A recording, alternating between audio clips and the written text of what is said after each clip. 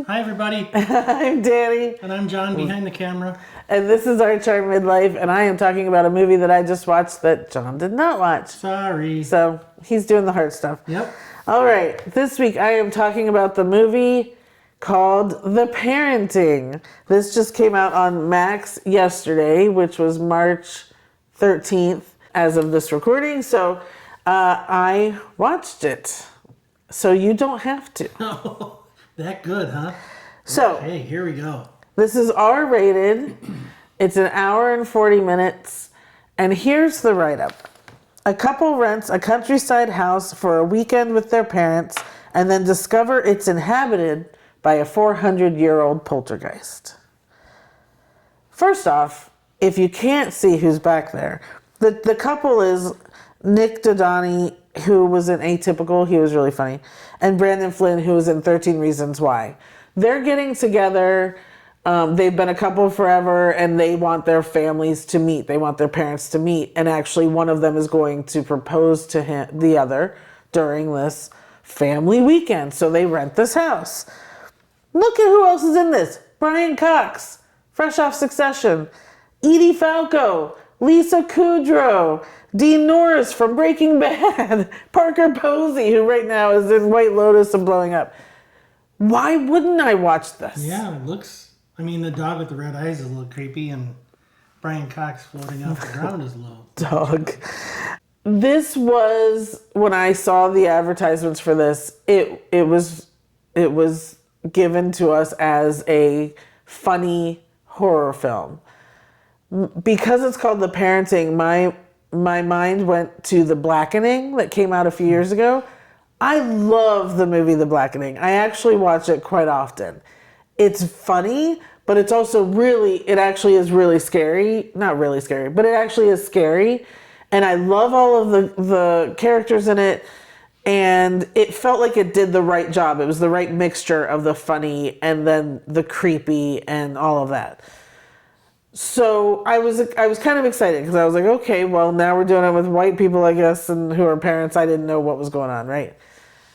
This was so bad. It was written by Kent Sublett, who wrote, I guess he was a head writer of SNL. He's written a ton of SNL stuff, like when they host on award shows. He's done jokes for that.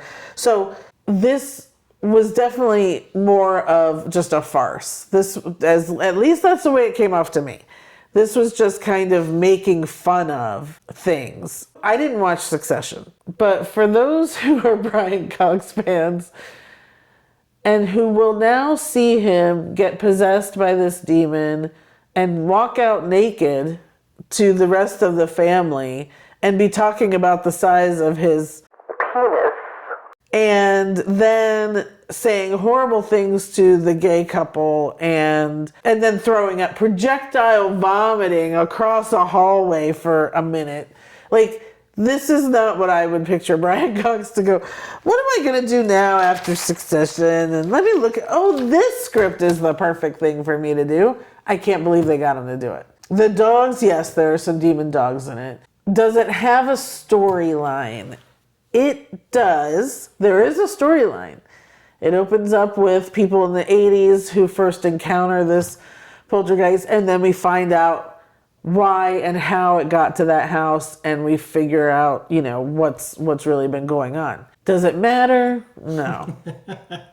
By having to go through all of this chaotic silliness. I mean, I put silly, period, ridiculous, period. Then I put, can't believe these actors signed up for this. Farce, funny. There's a lot of funny to this. So if it were sold to me purely as a comedy, and maybe it's meant to be, maybe I should have looked that up. But it wasn't labeled as a comedy? Not that I saw. Please hold. I'm going to look up. So it says comedy horror. That, if you want that, go watch The Blackening. Yeah.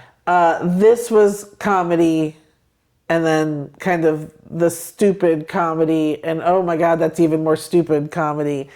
Never once is it scary. Well, maybe seeing Brian Cox naked. Yes, the idea of all of that and him doing this. I want other people, if you have watched this, please, please, please comment down below. What did you think? Am I just being too harsh on this? Because with this group of actors, I was expecting a very good mix. Like you could put together a really cool mix of funny and also some real creepy, and they could be really good at being scared. And this, they were all funny. I mean, of course, Lisa Kudrow was. Edie Falco actually had me laugh out loud a couple times. Yeah. I'm afraid people are going to go into this. They're going to see this and think that it is a scary movie, and it really is not whatsoever. What are you going to do? I'm giving it a 5, and that is strictly because of these people that are in the movie. So there is some believability to things. But man, they sell it as best they could. I would love to know the budget on this and how much they paid everyone, because that's a lot. It's a Max original. And what does that mean? Was it really originally supposed to be sold to a studio and they decided not to? Yeah, they probably got it for $50 from, Warner or somebody. Yeah, so that's the parenting on Max. Please, again, comment below if you have watched this and what you thought about it.